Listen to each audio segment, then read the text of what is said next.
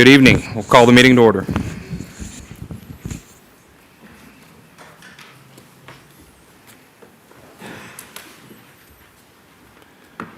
City Council meetings. We encourage everyone to attend and participate in City Council meetings. This is part of how democracy works at the local level.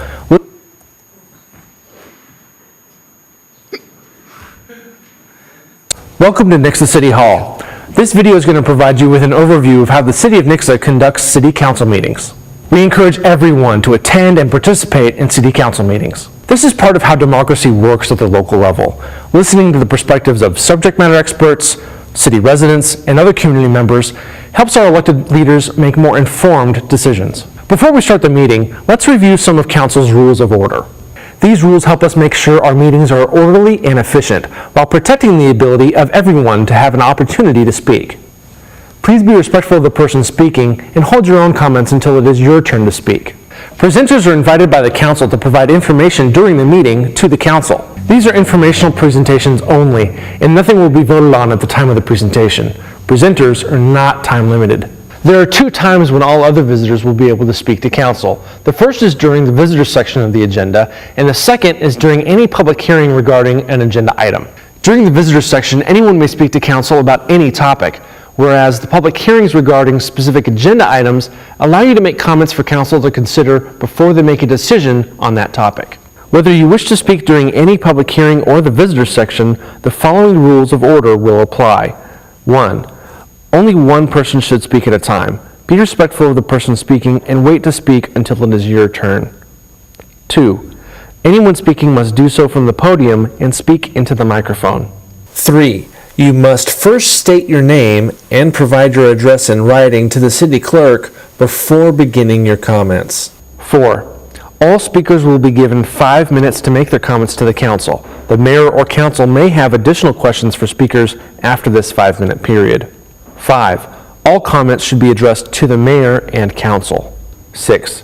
If you have questions about existing city processes, programs, or policies, or if you need assistance from staff on any issue, please contact City Hall during normal business hours and we'll be happy to assist you or answer any questions you may have at that time. The public hearing is designed to provide the public an opportunity to provide testimony and information to the mayor and council regarding the decisions they may be considering. Keep in mind this meeting will be recorded and live streamed with video and audio. Therefore, all comments relevant to this meeting must be spoken into a microphone, otherwise video viewers will not be able to hear you. In the case of a closed session or technical difficulties, some meetings or portions of meetings may not actually be recorded or streamed. The use of cell phones during council meetings is discouraged, so please silence all devices now. Thank you for watching, and thank you for engaging with the City of Nixa. The meeting will begin shortly. Kelly Morris. Here. Matt Ogden. Here. Sean Lucas. Here. Aaron Peterson. Here. Darlene Graham. Here. Zern Vest. Here. Please join me for the Pledge of Allegiance. I pledge allegiance to the flag of the United States of America and to the republic for which it stands, one nation, under God, indivisible, with liberty and justice for all.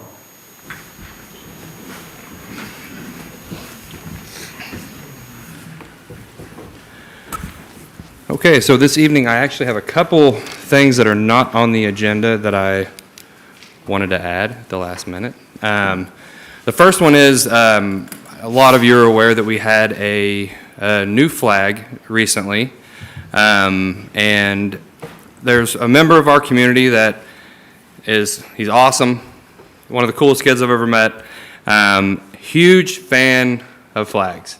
I'm not sure how many American flags he has at his house, but I know that he has, I'm sure it's a pretty high number. So I wanted tonight for the very first new city flag to be presented to Aiden Keating.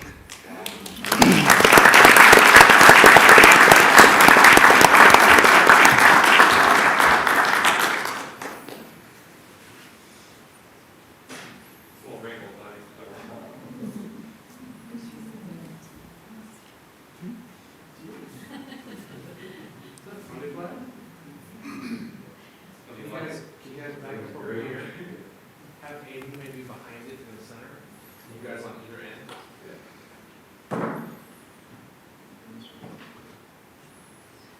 turn it sideways? Okay. There we go. You guys all sweet in this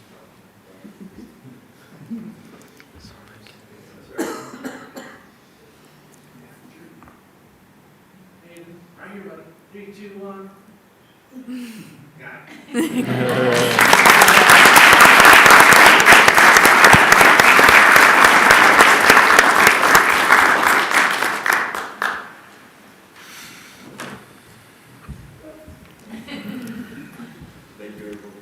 Thank you.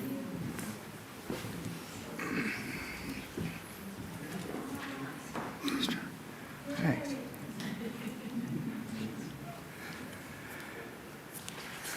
Okay, the second thing is Council Bill 2023-39. It's supposed to be read later for the second reading. It's the approving the preliminary plat of the subdivision over the Spence Edition over in Glen Oaks. We were actually planning on bringing that back tonight after I had given them extra time to get their business affairs in order and everything, and that has not taken place. So we were actually planning on bringing that back tonight and voting it down. But we found out earlier today there's currently a temporary restraining order on that filed against the developer and myself and the council. So we will be, I will need to accept a motion to postpone Council Bill 2023-39 to December 11th meeting. It's be our next council meeting, and maybe we'll be able to discuss that at that point, and maybe we won't, so we will see. But I will take a motion. I'll make that motion. Second. Roll call? Sean Lucas, Yes. Aaron Peterson, Yes. Darlene Graham, Abstain. Zern Vess, Yes. Kelly Morris, Yes. Matt Ogden. Yes. Thank you. And has everyone had a chance to review the consent agenda? Would anyone like to make any changes? If none, I will accept the motion. I'll make a motion. Second. First by Ms. Morris, second by Mr. Lucas. Roll call, please. Matt Ogden, Yes. Sean Lucas, Yes. Aaron Peterson, Yes. Darlene Graham, Yes. Zern Vess, Yes. Kelly Morris. Yes. Now, moving on to our service awards. My buddy Josh Barton, the Police Department, 10 years.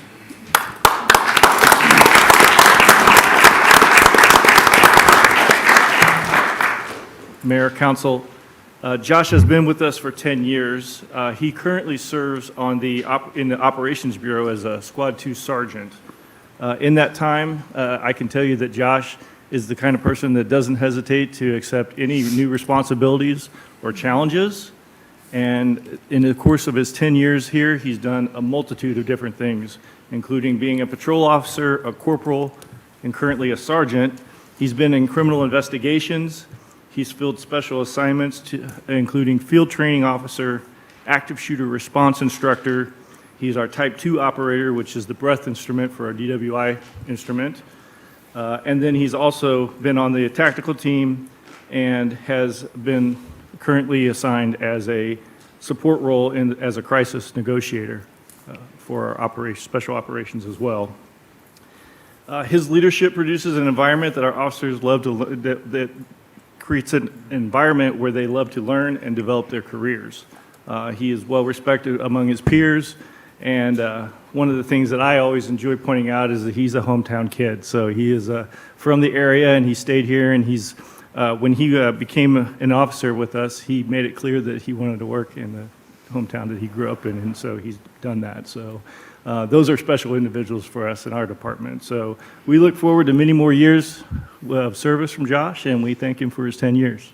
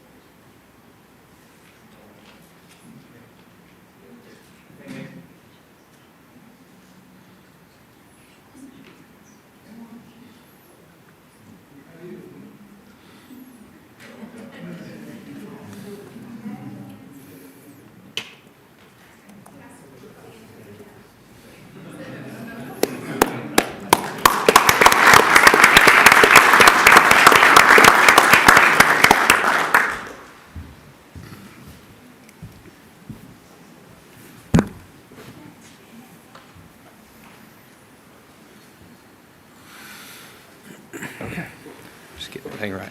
All right, we will open up the visitor section. Ron Sanders.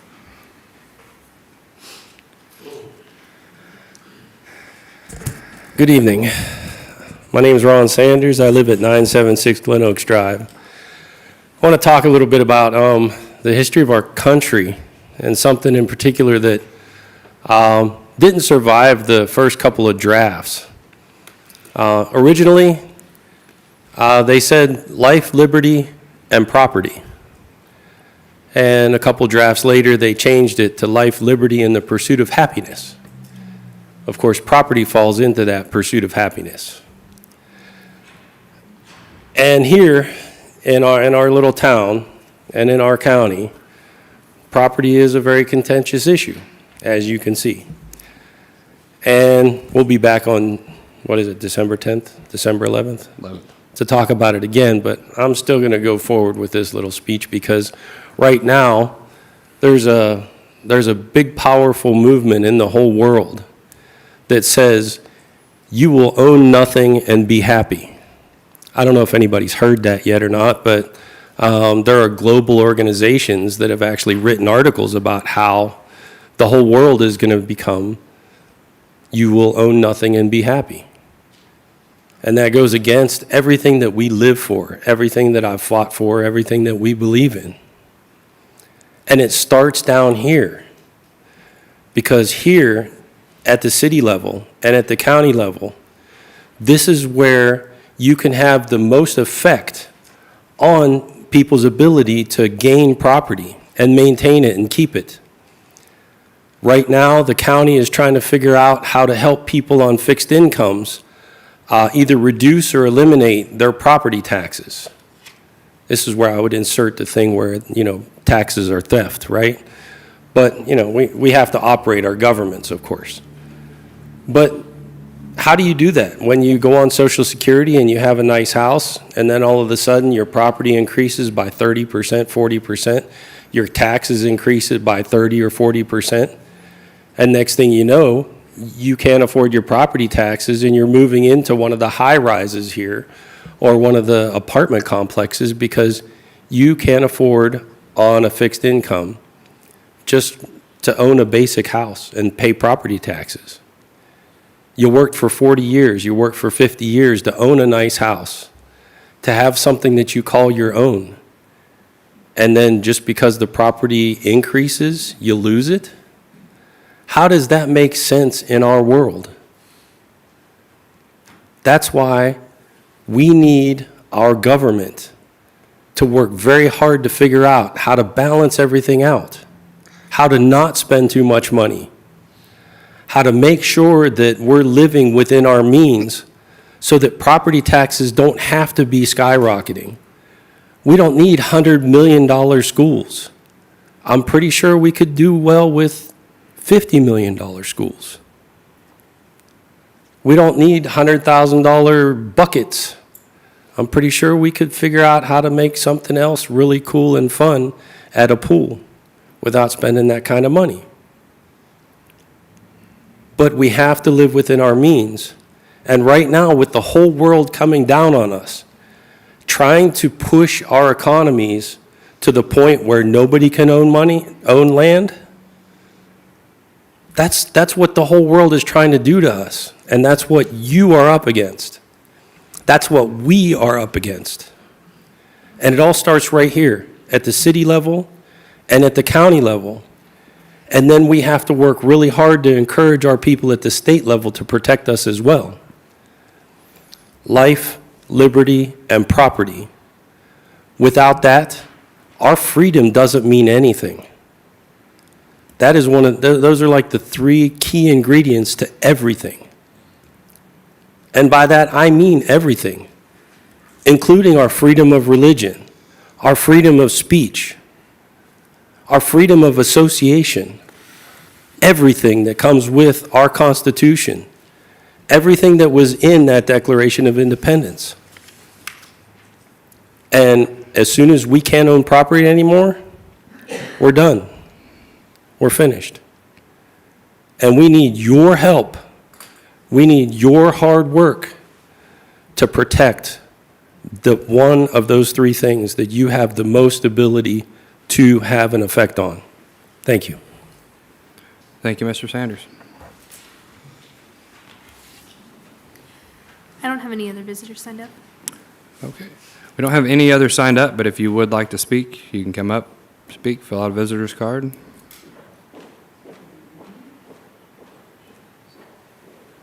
Oh, you good?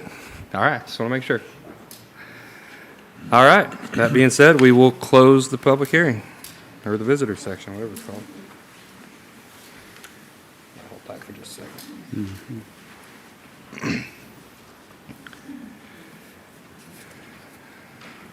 And just a heads up, had a little bit of typo on the first reading of our ordinances. It does state council vote anticipated.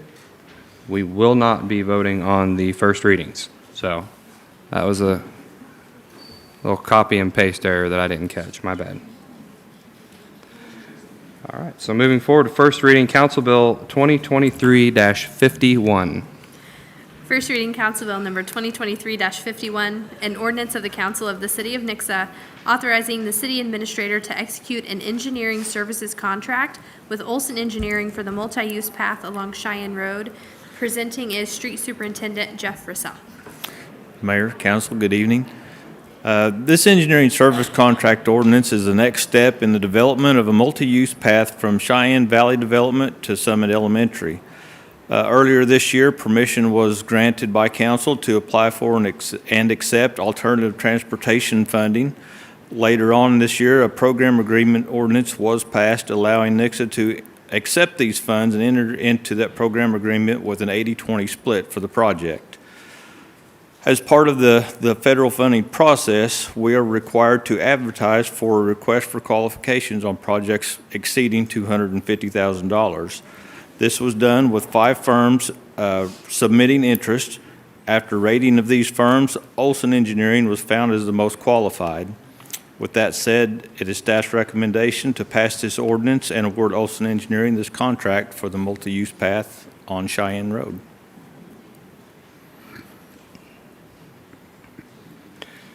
Any questions?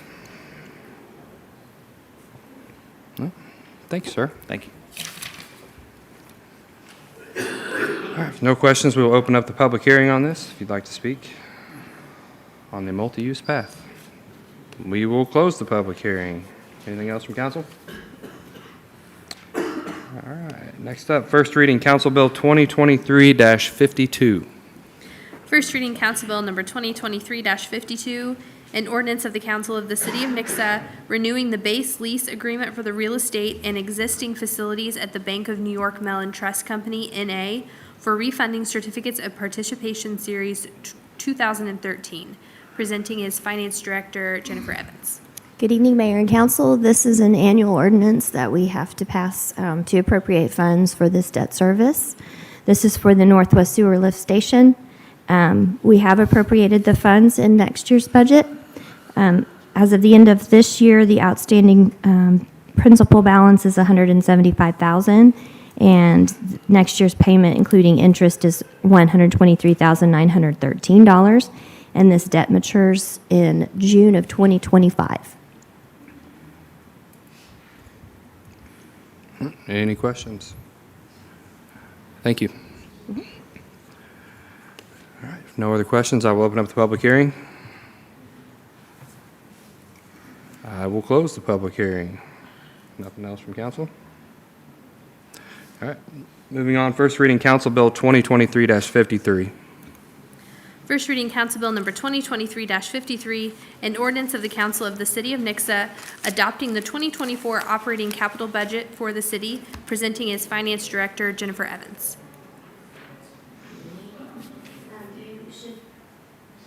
You should have received the full budget book in your packet. I will just point out as well, City Administrator Lyles put his budget message in there with all of the numbers, so that was broken out for you. Just overall, in the general fund, we've budgeted $20,201,872 in revenues. That does include interfund transfers, and expenses totaling $20,906,104. for an ending cash balance of unrestricted of $5,342,339. And the percentage of operations as a percentage of revenue, excluding those transfers and capital items, is 96.78%. So that's the general fund.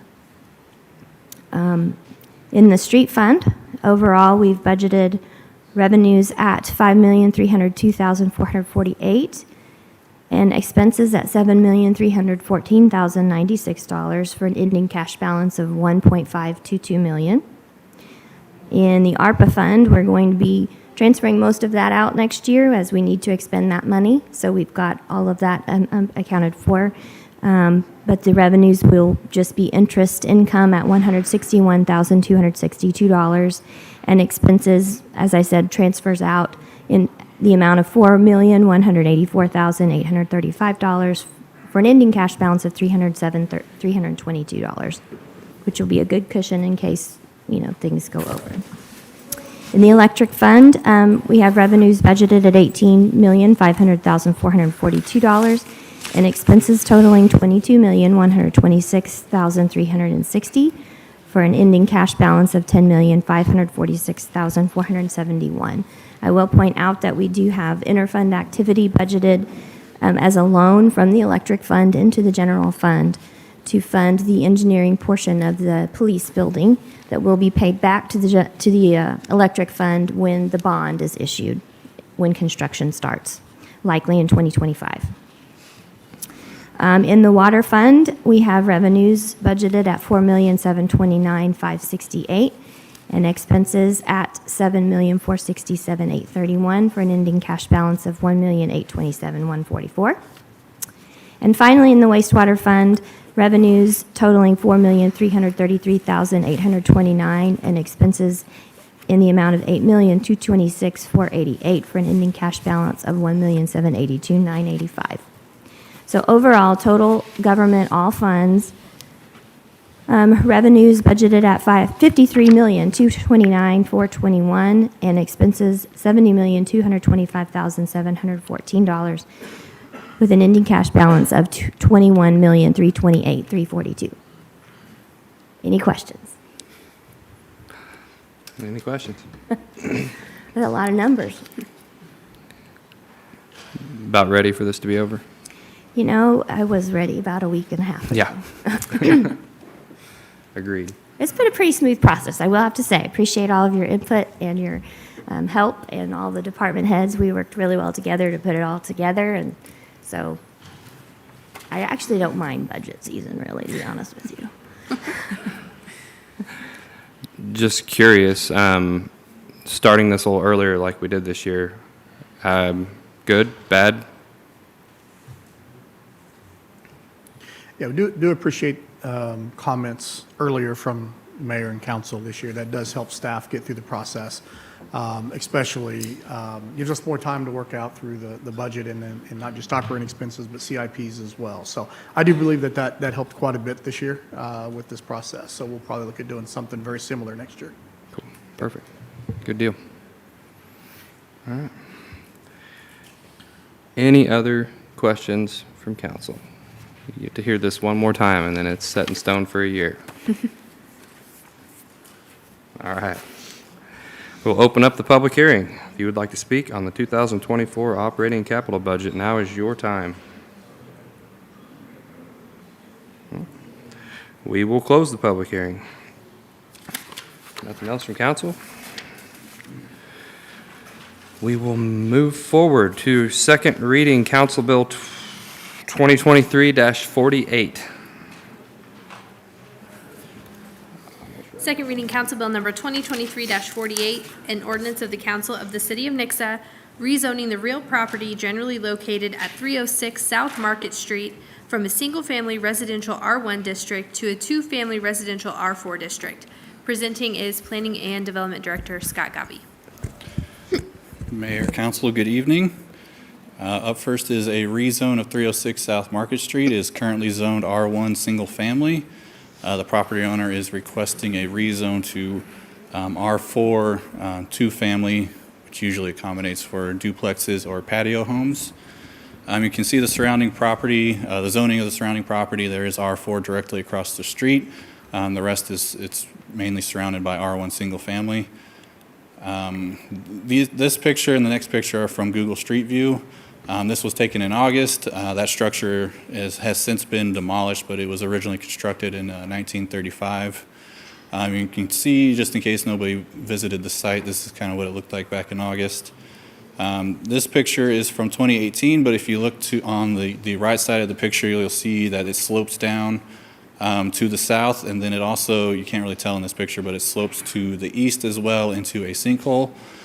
So this property it does have unrestricted stormwater flow into an existing stormwater issue that is in this area. With approval of this rezone, any redevelopment of this site, we will require some type of private stormwater retention included with those developments, so it should help alleviate this property's contribution to the issue in that area.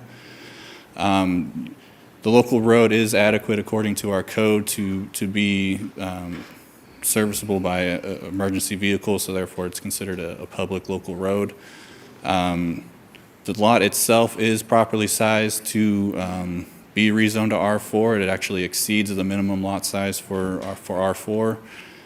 During the Planning and Zoning Commission meeting earlier this month, a couple of residents voiced concerns about the stormwater issue in the area and adding new impervious surfaces in the area to possibly complicate the situation even more.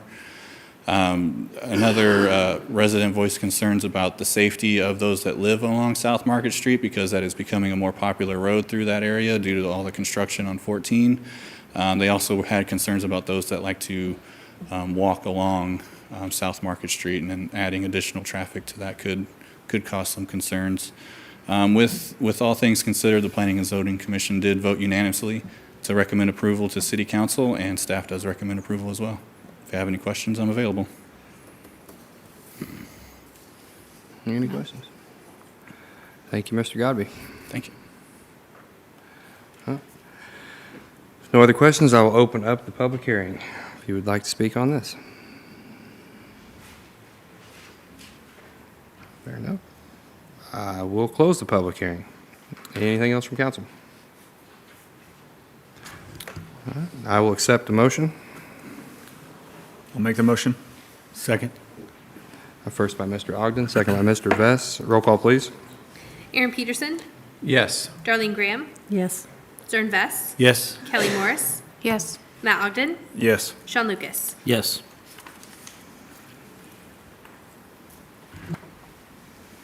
Motion passes. All right, moving on to Council Bill 2023-49. Council Bill number 2023-49, an ordinance of the Council of the City of Nixa amending the Woodfield Villas Planned Unit Development Overlay District, generally located in the 400 block of South Truman Boulevard, by incorporating approximately 3.59 acres of the additional real property into said planned unit development. Presenting is Planning and Development Director Scott Gobby. Good evening. So this is, I don't know how many times we've talked about this already, but here we are again. This is the general location. It's just south of this, of here on South Truman. The property, Lot 50 of Woodfield currently has a PUD, approved PUD on that piece of property. It's for 2 apartment buildings, 24 dwelling units each. The applicant is requesting to amend that existing PUD and then also incorporate the property, the R3 zone property, to the east of the site. This is the background on it. A traffic impact study will be required for their connections to South Truman. This is mainly breaking down the old stuff from the first time it was submitted earlier this year, where P&Z did vote 5-1 to recommend approval. You can see council's vote on it.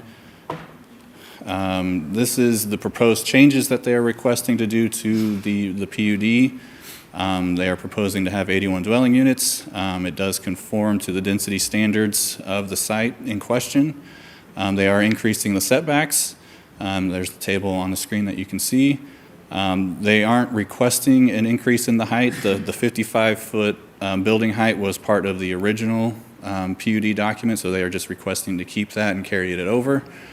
You can see that the request does conform to Section 117-215, which is the review criteria for PUD. At the P&Z meeting held earlier this month, one gentleman approached the commission and he voted or voiced his recommendation for the plan. So with that in mind, staff does recommend the approval. The changes that were made to this version of the PUD document is that they added some visual renderings into it, and they also added... Excuse me, Scott. Point of privilege. Can we ask the people in the foyer to be down? Yeah. I can hold on for a second. Thank you. Yeah. It's cold outside. I don't want to go out there. Thank you, by the way.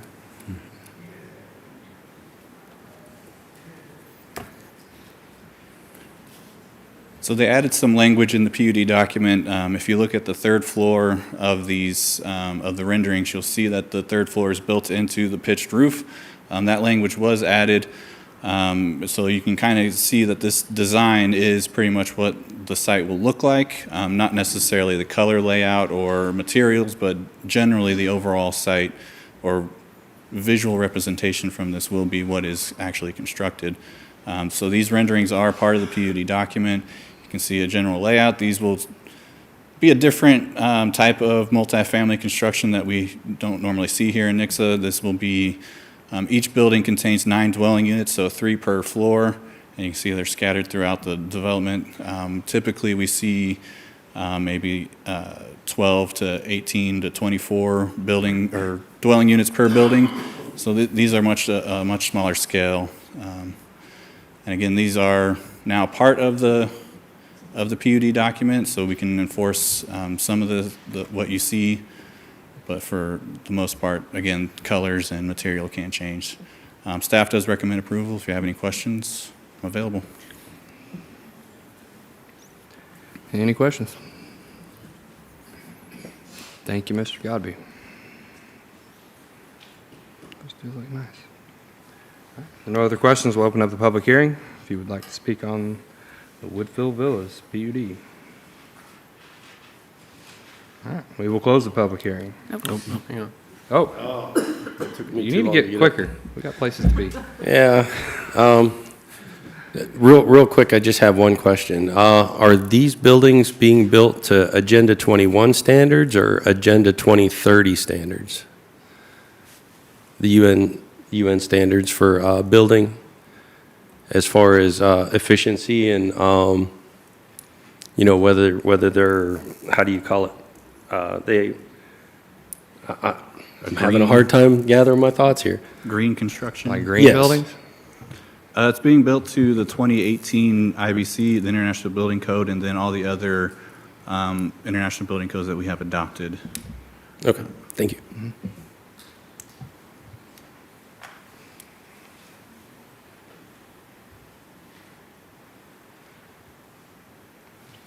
I will leave the public hearing open for one more second. Good? All right, we'll close the public hearing. Anything else? I will accept a motion. I'll make the motion. Second. First by Mr. Ogden, second by Mr. Peterson. Roll call, please. Darlene Graham, I'm going to vote yes, but I'll tell you why. Because this developer was kind enough to meet with the neighbors and listen to them and make change to this plan that's going to make it nice for this neighborhood to deal with. And that's why. Agreed. Zern Vess, Yes. Kelly Morris, Yes. Matt Ogden, Yes. John Lucas, Yes. Aaron Peterson. Yes. The motion passes. All right, moving on to second reading, Council Bill 2023-50. Second reading Council Bill number 2023-50, an ordinance of the Council of the City of Nixa rezoning the real property generally located at the southwest corner of South Gregg Road and South Care Avenue from a high-density multifamily R3 residential district to a planned unit development. Presenting is Planning and Development Director Scott Gottlieb. Hello again. This PUD is a little different. It is a mixed-use PUD. It incorporates commercial and multifamily onto the same lot. This is the general location. You can see that it's currently zoned R3. It is to the north and to the east, or to the west, are also zoned R3. To the south is single family, and across the street to the east is single family. Okay. So along with this request, they are requesting a slight increase in the max density for the site, which is broken down on their development proposal. You can see currently they are allowed 13 dwelling units. Our PUD code does allow for increases in max density if you are going to add certain new amenities, or if there are certain facts in relation to your location that could increase the max density percentage. You can see what they are proposing. They're going to provide additional landscaping, a landscaping berm rather than a fence, joint use parking, because there will be residential and commercial on the same lot, and they'll use the same parking. Since there is commercial, there'll be creation of new jobs, and it is within 1,500 feet of a school. So it gives them a 13% increase in max density. It gets them to 15 dwelling units on site. In addition to the increase in density, they're requesting a slight increase in our max building height from 35 feet to 40 feet. The development also must conform to city regulations on stormwater management. They are proposing an access point onto South Gregg Road that will require a traffic impact study to determine its safety and if there will be any additional road improvements at that site. The request does conform to our code section for review criteria for PUDs, and staff does recommend approval. I mentioned at the last meeting that I had some renderings that I'll show you, but again, Bowtie Architecture is the firm that is designing it. They are far enough along in the design process that they feel comfortable that there won't be any major changes. But again, there's nothing in the PUD document that limits or regulates the overall design aesthetics. So again, the design can change. Just a warning on that. This is just a rendering so you can kind of get a feel for what will look like on the inside.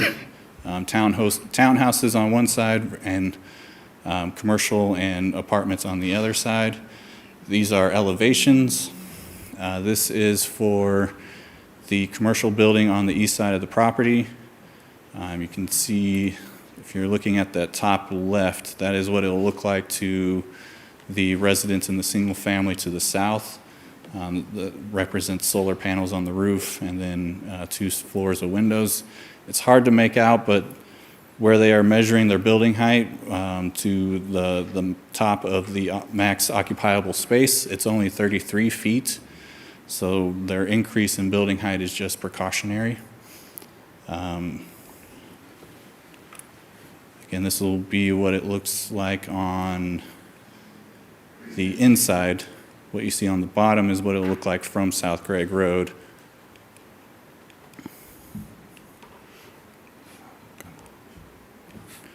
And then this will be the townhouse building. So again, top left is what it'll look like to the single family individuals to the south. That view that you see on the bottom of the screen is looking at it from the west. So from the neighboring property, the R3 property to the west. And this will be what it looks like on the interior. So again, Bowtie Architecture has provided these, and again, they are not necessarily bound to these, as it is not regulated within their PUD document, but they have been kind enough to share these and feel like this is what the overall aesthetics will look like. Staff does recommend approval. If you have any questions, I'm available. On the traffic impact study portion of it, the only thing that came to my mind was the entrance that they want to add there. How close is that entrance to the next road up on the house south of that? Would that be something they have to consider?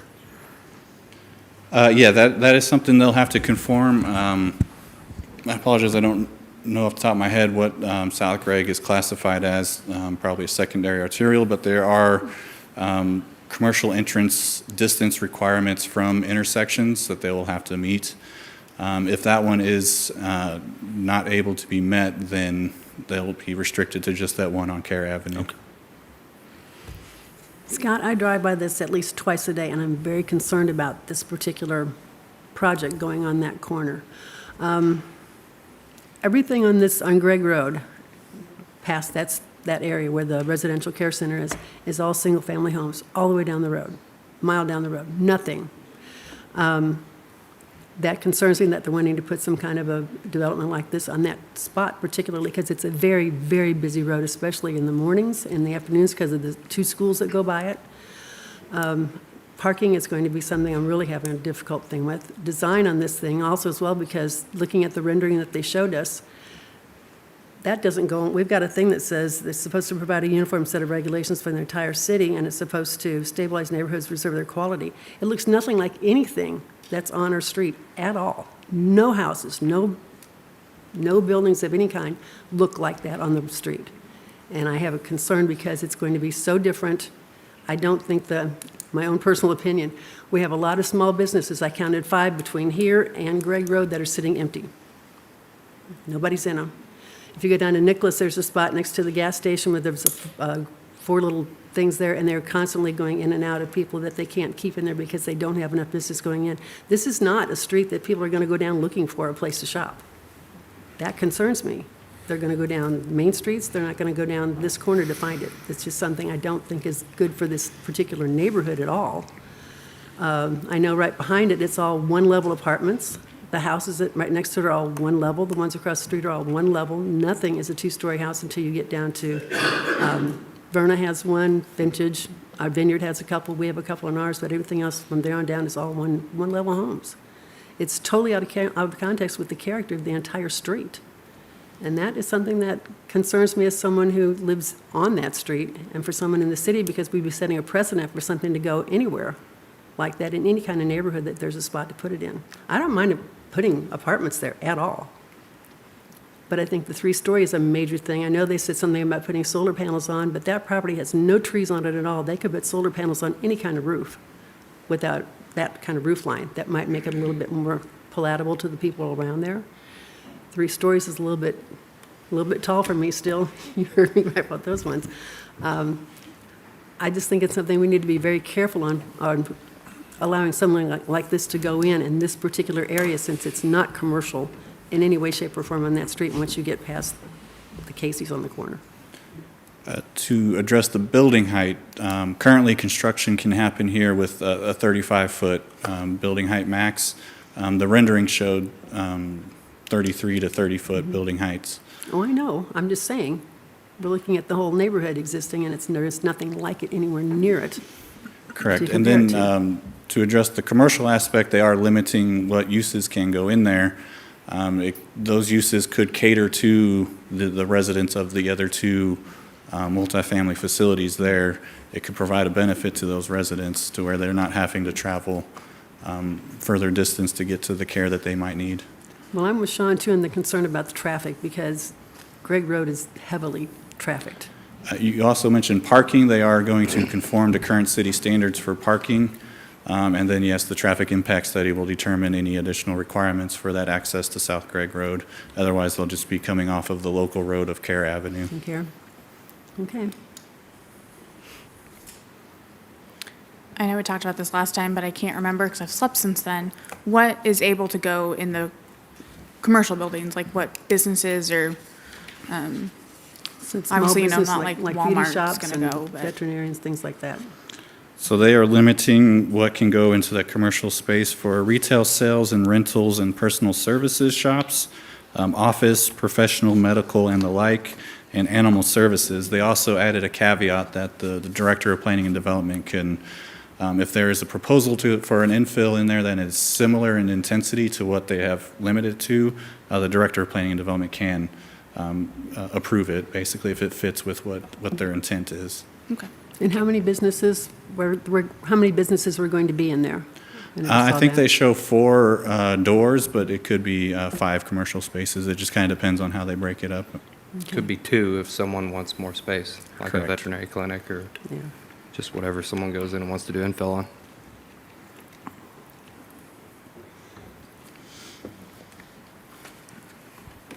Anything else? Scott, did they address the sound barrier on the south side? I know we had some overhead utility lines, and they were going to kind of put some trees and stuff, or? They were showing some trees on the original site plan. After the P&Z meeting, city staff made us aware that there are some overhead electric lines on the north end of those single-family lots to the south of it. So we will have to work with the property owner to make sure that they're not putting in trees or anything that'll get up into those power lines. Again, we'll figure that out when we get the construction plans and the landscaping plan to fully see what their plan is. But they do plan to conform to city standards. And there will be a screening requirement between the R3 and the single-family zoning.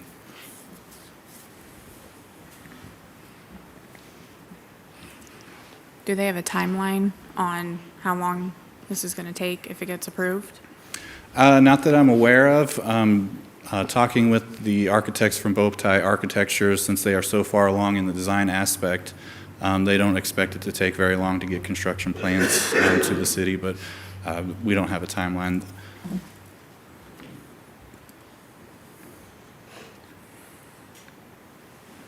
Anything else? Thank you, sir. Thank you. All right, I will open up the public hearing. If you would like to speak on this. Yes, sir.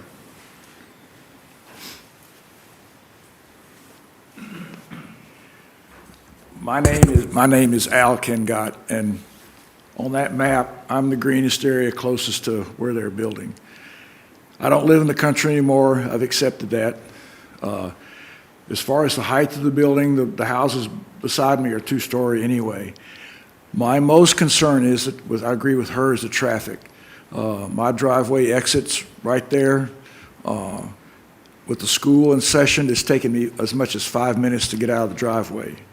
There's a lot of traffic. There's also a lot of walking traffic that comes from the schools and down there when the elementary schools are out, and the high schoolers come that way also.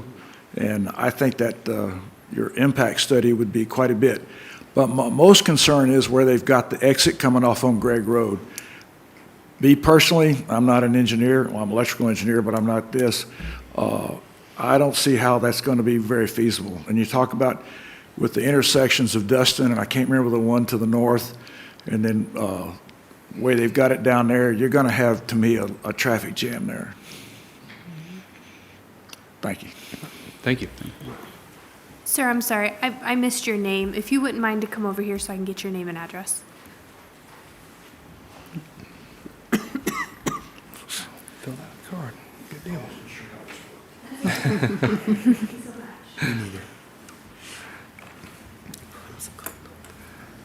I will leave the public hearing open if anyone else would like to speak. All right, I will close the public hearing. Anything else from council? Any discussion? Now is the time to discuss. Darlene made the point about the aesthetics of it not meeting that. When you look at the back views of both these, they tend to have more of an aesthetic appeal that kind of flows with the area based on those renderings. I believe, as far as looking more like normal buildings, when you look at it from the one view, you see a bunch of different angled roofs, but the back views, I think, made it look a little bit more similar. This is probably far down the road, but if it does get approved, I think we need to think about getting another crossing guard there for kids, because it is very heavily walked with kids. Maybe Yes. having another crossing guard there for schools would help out a lot. Because right now, there's only a crosswalk on that side of the street, not on the school side of the street. Correct. Yeah. And that to me is a problem, because they have to walk down, then cross the road to get to the school. Right. I also want to point out right now is already zoned R3, which is high-density multifamily. So with this project would reduce the number of traffic and people versus an apartment building. So I want us to be sure we are aware of that as well. Good point.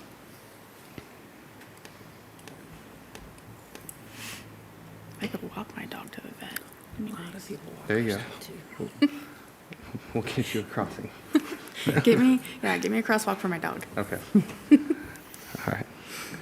Anything else? Any questions? All right. If there's nothing else, I will accept a motion. I'll make the motion. I'll second. First by Mr. Ogden, second by Ms. Morris. Roll call, please.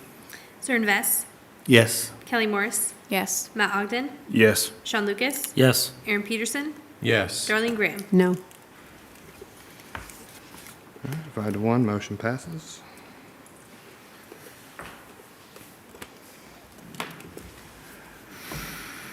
Okay. Couple things this Friday. Oh, yeah. Oh, yeah. It is my tree lighting. Yay. I get to call it that. Starts at 6 o'clock. Please be there at the park. I will be wearing a brand-new suit. You will like it. Is it red? It is. It does not glow in the dark, but it is green and fuzzy. So That's the Grinch. it's like a sophisticated Grinch. So it's pretty nice. But I hear the Grinch will be there as well.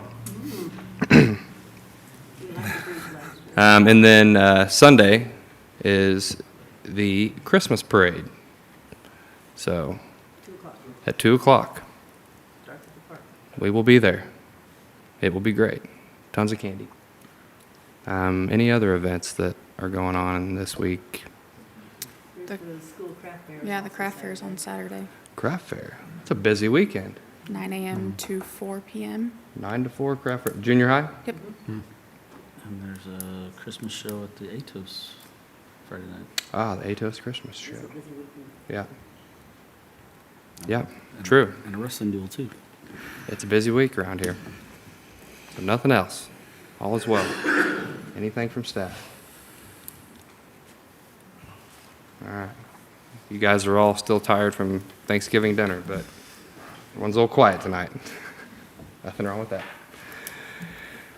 Okay, if there's nothing else, Mr. Peterson. I move that city council go into closed session under section 610, 021, 1, 2, 3, and 13 of RSMO.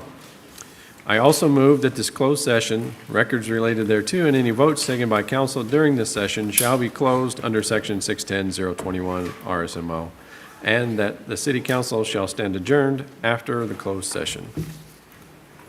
Second. Got a first by Mr. Peterson, a second by Mr. Lucas. Roll call, please. Kelly Morris. Yes. Matt Ogden, Yes. Sean Lucas. Yes. Aaron Peterson, Yes. Darlene Graham. Yes. Cernvest. Yes.